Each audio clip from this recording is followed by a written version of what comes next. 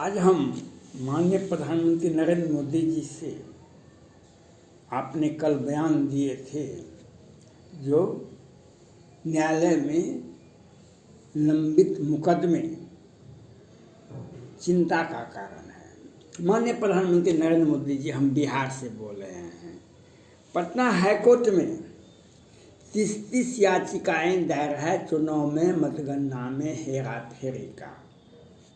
माननीय प्रधानमंत्री नरेंद्र मोदी जी, हम बिहार से बोले हैं। पटना हाईकोर्ट में 30 याचिकाएं दायर है चुनाव में मतगणना में हेरा फेरी का।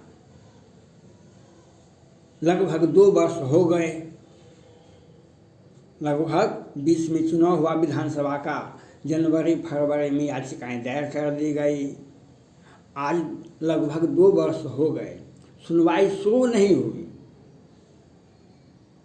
तो अभी उपचुनाव है 2-3 विधानसभा में बिहार में, तो क्या चुनाव साफ सुथरी होगी? माननीय प्रधानमंत्री नरेंद्र मोदी जी, मैं आपसे बात कर रहा हूँ, क्या जब 30 याचिकाएं दायर है पटना हाई कोर्ट में और 2-2 वर्ष हो गए हैं याचिका दायर करने का, और अभी 2-3 विधानसभा का चुनाव हो रहा है अभी, तो क्या ये चुनाव जो होगा ये साफ सुथरी चुनाव होगी? इस बात का आप जवाब दें हमको। पूरा देश आपसे पूछ रहा है। आप कहते हैं नैसर्गिक न्याय, त्वरित न्याय, विलंबित न्याय ये चिंता का कारण है।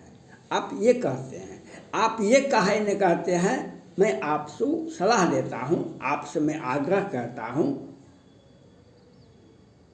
जब वही स्वयं सब काज सिद्ध, जब वही प्रभु मोहि आदर दे। स्वयं सब काज सिद्ध, जब वही प्रभु मोहि आदर दे। ये बात रामचरितमानस का है। ये बात अंगद को जब भगवान राम ने कहा कि तुम जाओ हमारे निजी काम से लंका जाओ और रावण को संदेश दे दो, सख्त संदेश दे दो, तुमको हम समझाएंगे नहीं, तुम बल बुद्धि गुण का धाम है, जैसा होगा पर से तो वैसा तुम करना।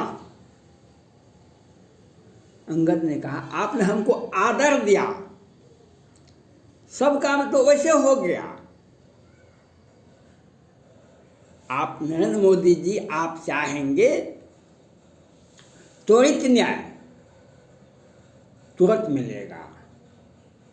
आप चाहेंगे तो त्वरित न्याय, आज ही सुप्रीम कोर्ट में एक दिन में 30 याचिकाएं, 50 याचिकाएं सुनवाई की जाती है।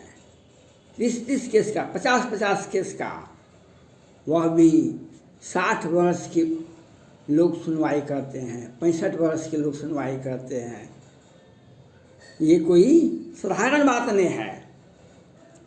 अगर आप चाहेंगे तो बिहार में रूल ऑफ लॉ तुरंत लागू होगा। आप चाहेंगे हर पीड़ित व्यक्ति के आंख का आंसू को आप पोंछ सकते हैं। हर पीड़ित व्यक्ति का आपको थोड़ा सा भी आंख में आंसू लाना पड़ेगा। मधुबनी के बेनीपट्टी के मोहम्मदपुर में 29 मार्च 2021 को 55 सेना जवान की हत्या हुई थी। दिन गुजारे 12 बजे से 3 बजे, होली के शुभ अवसर पर बिहार सरकार के मुख्यमंत्री, गृह मंत्री पटना से कंट्रोलिंग कर रहे थे, और संजय झा और विनोद नारायण झा मधुबनी में बैठ के घटना को अंजाम दिया। और कौन क्या था? ये नवीन झा पर रावण सेना संगठन के अध्यक्ष ने हत्या किया था।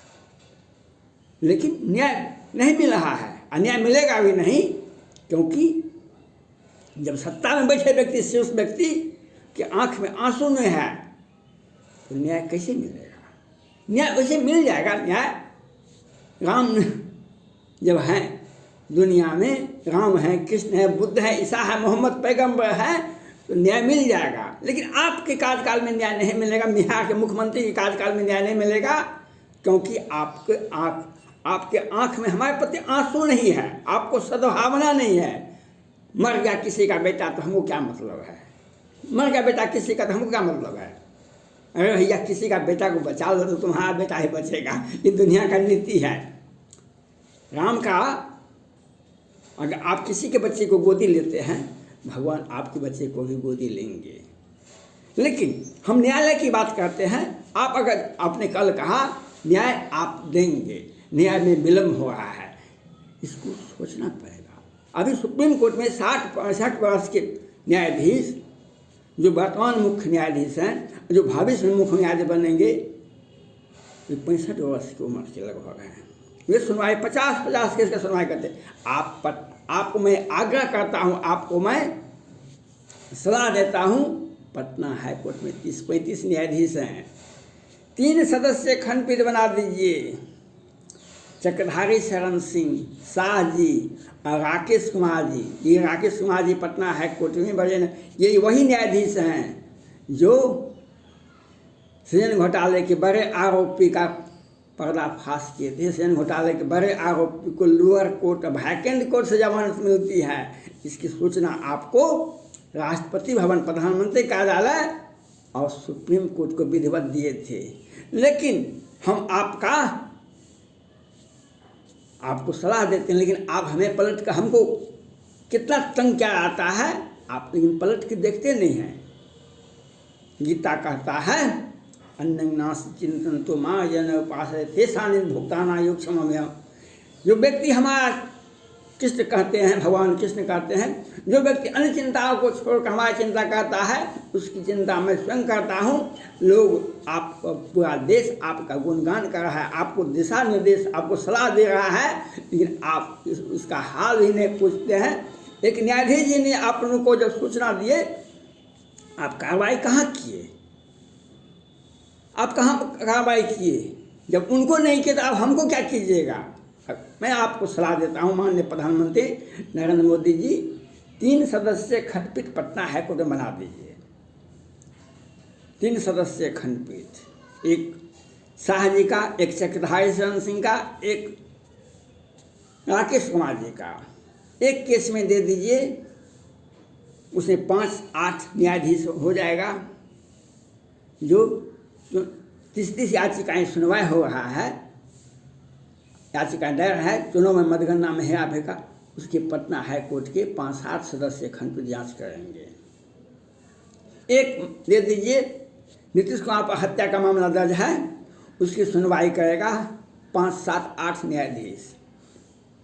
एक मधुबनी के बेनीपट्टी के 5-7 राजपूत की हत्या हुई थी, उसके लिए 5-7 न्यायाधीश का टीम गठित कर दीजिए। देखिए न्याय कैसे मिल जाता है। एक टीम दे दीजिए कार्तिकेय सिंह का और अनंत सिंह का, जितना भी जन्म कुंडली को खिलाएगा, और उसका जितना भी केस है, 7-8 न्यायाधीश को 4 बेंच बना दीजिए। और देखिए न्याय कैसे मिल जाता है, त्वरित न्याय तुरंत मिल जाएगा। बिहार में भारत में जितने भी राज्य हैं, जितने भी हाई कोर्ट हैं, सबसे अधिक मुकदमे लंबित हैं बिहार में, क्योंकि यहाँ की राज्य सरकार की संलिप्तता है, उन पर हत्या का मामला दर्ज है। आप 4 का खंडपीठ बना दीजिए पटना हाई कोर्ट में। सभी अच्छे न्यायाधीश हैं, कोई शिकवा शिकायत नहीं है। लेकिन जब सुप्रीम कोर्ट के मुख्य न्यायाधीश, भावी मुख्य न्यायाधीश जब 50 केस की सुनवाई करते हैं, तो 5-7 न्यायाधीश 2-3-4 दिन में जजमेंट नहीं दे सकते हैं। चुनाव 30 याचिकाएँ अगर दायर है और उस पर सुनवाई नहीं कीजिएगा, तो ये चुनाव मत जो हो रहा है उपचुनाव, वो क्या होगा? जब 10-10 लोगों की हत्या की जाती है, मधुबनी की बेनीपट्टी में 5 राजपूत की हत्या होती है, उस पर आप सुनवाई नहीं किए, तब न पटना के मनेर में बालू माफियाओं ने 10-10 लोगों को गोली मार खा के लाश को पटना रेफर कर दिया गंगा जी में। बिहार के बेगूसराय में 10-10 लोगों की हत्या की गई। जब आप न्याय नहीं देगा, न्याय में अपराधी को आप अपराधी को बचाएंगे, अपराधी आज बचाएंगे, कल आपको और बड़े बड़ी घटना को अंजाम देंगे। ये तो न्याय का प्रक्रिया है, ये न्याय का प्रक्रिया है, ये न्याय का प्रक्रिया। अभिमन्यु का हत्या हुआ, द्रौपदी का चीरहरण हुआ। अगर द्रौपदी का चीरहरण रोक दिया जाता, अभिमन्यु की हत्या को रोक दिया जाता, तो महाभारत नहीं होता, कौरव वंश का नाश नहीं होता। अपराधियों का आप संरक्षण देते हैं, आप तुरंत आप कानून मंत्री से कहिए, आपका आदेश 4 बेंच जब सुप्रीम कोर्ट से सीखे, सुप्रीम कोर्ट का एक एक न्याय निर्णय वह पूरे भारत में आइडियल होता है। उसको हम किसी भी कोर्ट में साक्ष्य के रूप में उसके आधार पर जजमेंट लेने के लिए हम सक्षम हैं। उसको हम एग्जाम्पल के रूप में कोर्ट में रखते हैं। आप अगर चाहते हैं तो त्वरित न्याय तुरंत। अगर आपने ऐसा नहीं किया तब क्या मतलब उपचुनाव का क्या हर्ष होगा? जब 30 याचिकाएं दायर है पटना हाई कोर्ट में, उसका सुनवाई नहीं हुआ, जजमेंट नहीं हुआ, तो उपचुनाव में क्या होगा? वहाँ आप बताइए, सत्ता पक्ष की जीत होगी, चला गया सब। 5 राजपूत की हत्या होती है मधुबनी की बेनीपट्टी के मोहम्मदपुर में 29 मार्च 2022 को, 2021 को। तो क्या होता है? आप सुनवाई नहीं करते। नीतीश कुमार 1989 में सीताराम सिंह की हत्या किए थे, वह केस रखा हुआ है। आप अनंत सिंह कितने हत्या किए हैं? भूपेश कुमार सिंह की, पंकज सिंह का, उसका हत्या किए हैं। और 8 में 14 में कार्तिकेय सिंह अपहरण करते हैं। वह अभी अनंत सिंह के चुनाव के मतगणना चुनाव प्रभारी हैं। और बिहार पुलिस नहीं देखी है, पटना हाई कोर्ट भी कुछ भी नहीं बोला है। और आप देख रहे हैं, आप भी, क्योंकि आपके दिल में कल तक नीतीश कुमार बसते थे दिल में, तो आप हमारे प्रति आप क्या देखिएगा? आज बोलते हैं विलंबित न्याय चिंता का कारण है। आप 4 सदस्यीय खंडपीठ पटना हाई कोर्ट में बना दीजिए। जब सुप्रीम कोर्ट 30 याचिकाएं एक दिन में सुन सकता है, कि पटना हाई कोर्ट के लोग क्यों नहीं सुनेंगे? तुरंत हो जाएगा, 5 दिन में जजमेंट आ जाएगा और बिहार का सत्ता का केंद्र बदल जाएगा। बिहार एक आइडियल राज्य बनेगा और इससे न्याय की रोशनी देश विदेश तक जाएगी। लेकिन आपको कुछ करना पड़ेगा, माननीय प्रधानमंत्री जी को करना पड़ेगा। अगर आपने नहीं किया तो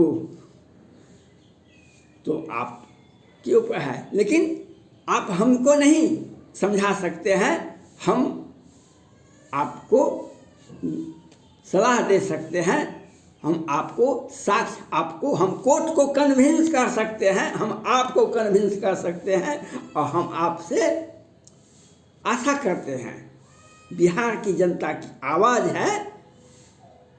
यहाँ पर जिसका भाई मर जाता है, जिसका बाप मर जाता है, जिसका बेटा का हत्या हो जाता है अपराधी, वह व्यक्ति कोर्ट नहीं जा पाता है गवाही देने के लिए। क्योंकि एक अपराधी ने तो उसके बाप को हत्या किया, दूसरा अपराधी बैठा हुआ है और व्यक्ति कोर्ट नहीं जाए और कोर्ट में भी उसकी सुनवाई नहीं, वहाँ पर कोर्ट वैकेंट हो जाता है। और सीजन घोटाला के बड़े आरोपी को जमानत मिल जाती है। कार्तिकेय सिंह के बारे में क्यों नहीं बोल रहा है पटना हाई कोर्ट? तो कहाँ बोलेंगे हम, किसको बोलेंगे? और आप भी तो वही करते हैं। हम आग्रह करते हैं 4 खंडपीठ पटना हाई कोर्ट बनाइए, तुरंत जजमेंट हो जाएगा और बिहार पर जो एक काला धब्बा है विलंबित न्याय का, वह तुरंत पूरा हो जाएगा। धन्यवाद।